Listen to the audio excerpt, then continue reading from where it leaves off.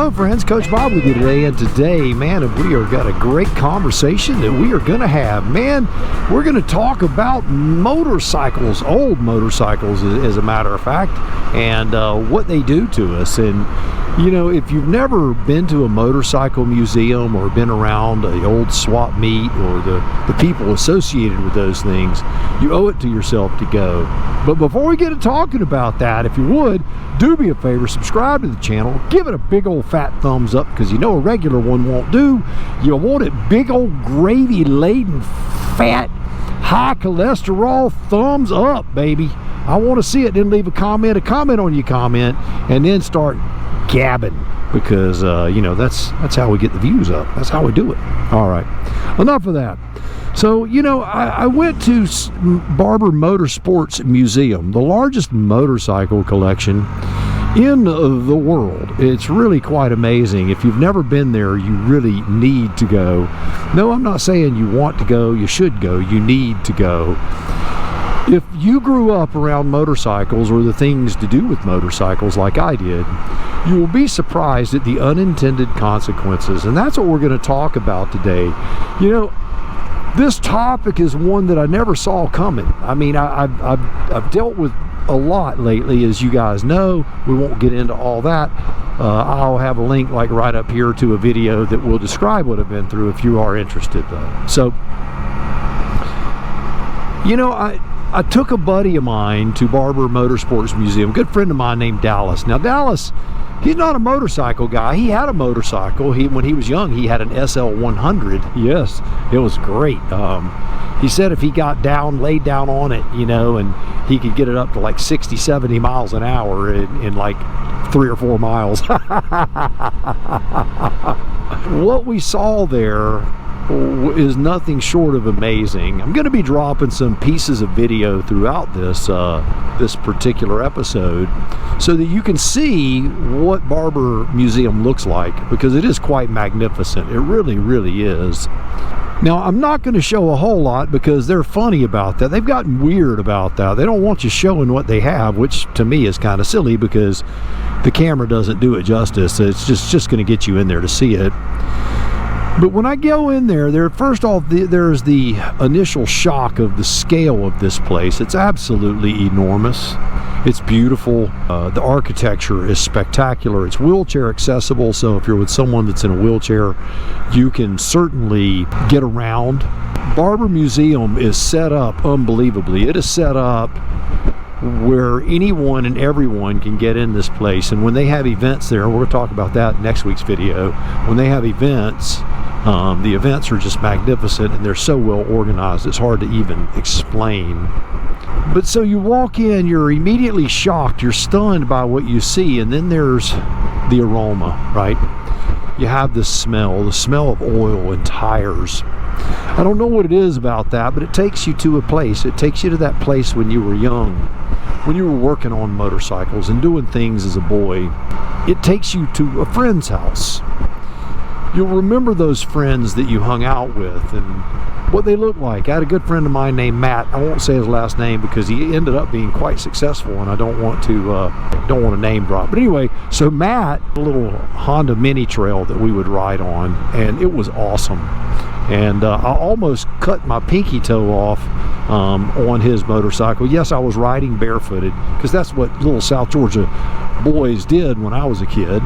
And my little toe got snagged in the chain and went through the sprocket.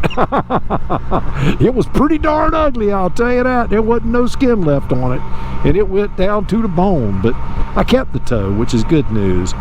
But I can still remember riding on the back of that thing. I can still remember the pain, the excruciating pain in that toe, and I'd completely forgotten about that. You know, another thing that I remembered when I was a boy, and this was around 1972, so I was 10 years old. It immediately hit me. I saw a chopper there. I'll drop a picture of it right here. I saw a chopper there. It had a velour seat. Yes, it was that velour where you move it in one direction, it changes kind of colors. It's a deep pile carpet, almost like a shag carpet. And it was awesome. And all I could think about was buying chopper cards You know, when in the early 70s, I would go down to the local corner 7-Eleven and I would buy chopper cards. They were like baseball cards, and you didn't know what you were getting. It was in a sealed pack, and so you could get three duplicates at times. But I'd go in there and I'd buy like 5 or 6 packs. I'd go home and I'd put them all together. I think there were like 66 cards in all. I ended up having them all probably 3 times when you got all your duplicates. But I remember the way they felt in my hand, the way the gum smelled, you know, all of it. It was wonderful. I had not thought about that in years. And that butterfly feeling in your stomach, that sense of optimism that you had when you were a child, where you looked forward to just going for a ride eventually. One day, I'm going to be big enough to be able to sit on a motorcycle, a real motorcycle, a chopper, and I'm going to be able to ride down the street, and I'm going to be cool. I'm going to have long hair and sunglasses, and I'm going to be like all the cool guys.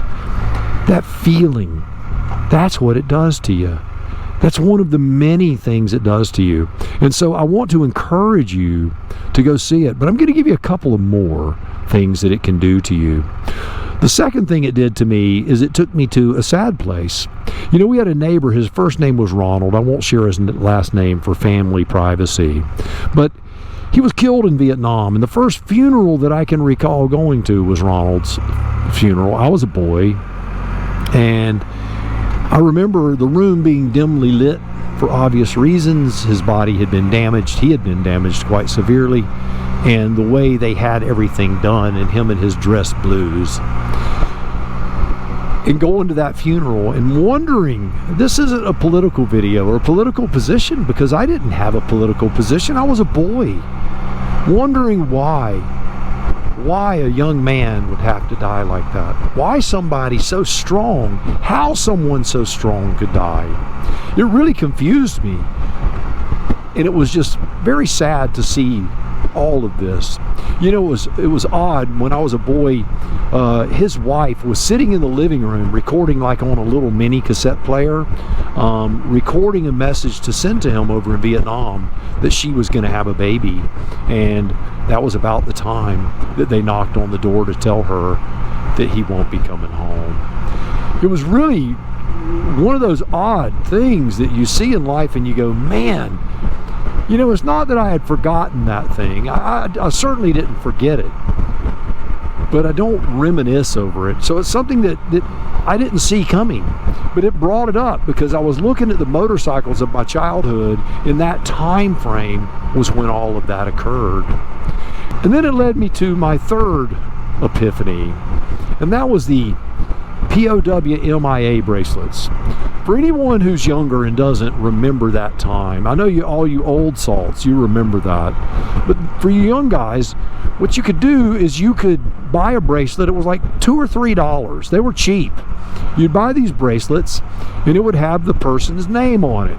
It would have their rank, and either the time that they went missing, or the day that they were incarcerated over there.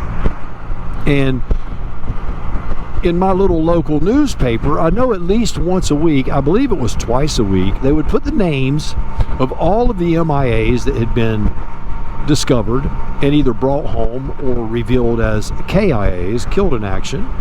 And then the POWs, they would list them as they were released and came home. And then when you saw the person's name that you wore the bracelet, when they got to come home, you could take the bracelet off. Other than that, you wore the bracelet all the time. And it was a reminder. It was a reminder that there was a young man out there who was possibly dead, who had possibly paid the ultimate sacrifice. And I remember wearing that thing with great honor, with great pride in my fellow man. You know, I love this country, and I love the men and women that served back then. You know, I like I said, my neighbor died in that war, and I've been to the wall in DC and seen his name on the wall. And I wore my POW bracelet for a little over a year, and it was looking pretty rough, I'll tell you, because I was a kid and it got dragged through everything. It was scratched up like you can't believe. And I remember my mom telling me, look at the newspaper right here, and it was his name. You know, I can't remember his name. Isn't that crazy, to wear something all that time and not even be able to remember a name? I guess that's showing my age. But I'd completely forgotten that feeling, you know, of wearing it with great honor. And then when he got to come home, to be able to take the bracelet off and to be so excited that, hey, the guy that I like, my hero, he came home. That was really a great feeling. And that is what happens in a motorcycle museum. I've got another one that is super cool, and I got to talk with another fellow while I was there. He was a little bit older than me. He was in his 70s. We were talking about the feeling of motorcycles and how you can walk up to an old motorcycle. And my brother had an old CB 400. It was in brown, and that Honda brown. And he also had a CL 175. That was it looked like a little scrambler, had the high exhaust. And I remember and I saw both of those bikes when I was there.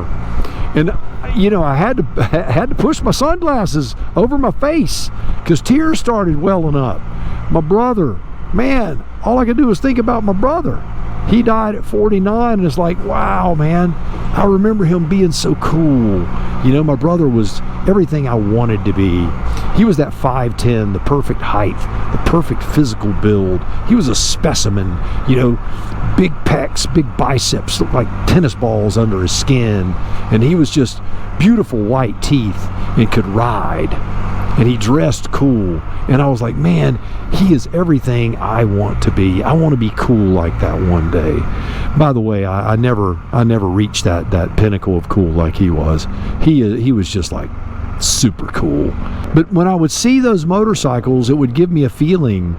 The fellow that I was talking to, his mother and father both rode motorcycles, and when he saw a motorcycle that they owned, he said, man, when I saw it, chills went all over my entire body. I'm like, that is the coolest thing.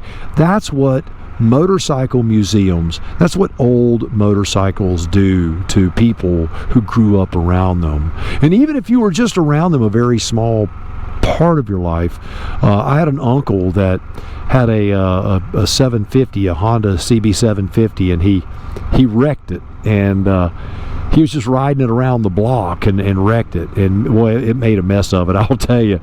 He came back with a few skin burns and grass all over him. Fortunately, it wasn't a bad fall, but I remember it. I remember him being upset that the bike had been damaged, and that, you know, he wasn't upset about his skin. He's like, my skin will grow back, but I'm going to have this tank repainted. But it does. It happens. And so, but the memories of that. So you owe it to yourself to get to a motorcycle museum. They are just absolutely wonderful. Barber is the finest museum I've ever been to.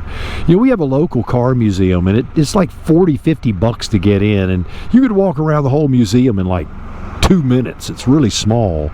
Barber, the largest collection on the planet, man.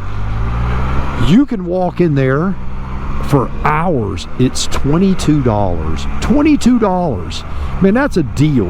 That is just a deal. It's awesome. We were there to see a Moto America motorcycle race, and we'll be talking about that next week, and I'll have some video of that as well. But Moto America was super cool, and there were a lot of unintended consequences for that as well. So I want you to make sure you dial back in next week and check that one out, because it's going to be a good one too. Also, one of the things that Barber Motorsports has, and what they do, is they have a custom section where they build a certain type of motorcycle, these one-offs. Here's a picture of one right here and some video of it. This thing was absolutely unbelievable. I didn't really, there was nobody there to explain to me what all had been done, but when you look at it, everything is like one-off, super trick stuff. So there's all kinds of stuff. So it's not just old nostalgic stuff. There is a lot of old nostalgic stuff. There's old race cars as well. And then there's newer motorcycles. The CanAm Spyder is in there all the way. All generations are there. It really is amazing, and they constantly cycle through these motorcycles, and so a motorcycle that you saw last time might not be there. They'll have it downstairs where they're cleaning things and working things. And when I was there this time, they had the basement open. They call it the basement, but it's visible from up top, and that's where they work on these things and rebuild them and keep them clean and all that stuff. And so we got the opportunity to go down there and hang out down there. It was super amazing. So Barber Motorsports Museum, it is well worth the price of admission. It is something you absolutely need to do. Put it on your list and get her done, baby. Also, if it's looking like I'm in a different area, well, it's because I'm in a different area. You know, this is the legendary tax season. Oh yeah, my good friend's wife, she is a CPA and she does our taxes, so we're bleeding money as usual. That's what we always do. It's kind of part of it, it seems. So I'm gonna go get all my paperwork, and then I can sign it and send the government a check.